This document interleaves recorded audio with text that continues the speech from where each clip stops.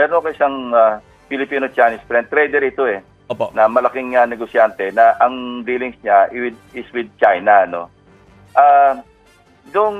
Ito, may mga connection din ito, maski pa paano. Not directly with the first family, but meron siyang sinasabi na meron siyang connect within the circle ng first family. Si Alice Go, nag-approach sa kanya. Okay. Nung bago umalis, nung medyo ipit na at nagtatago na yata, medyo kumontak sa kanya through a common friend siguro.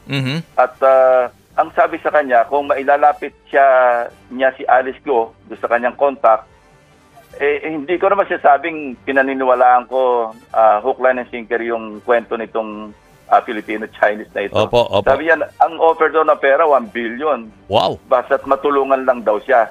Nagulat din kami. Ngayon, para mapatotohanan yung kanyang sinasabi, no, dahil medyo nakatanga kami nung kinukwento niya, nagpakita siya ng litrato nilang dalawa ni Alice Go na magkasama nga sila. Opo. At yung kanilang pag-uusap at gano'n. So,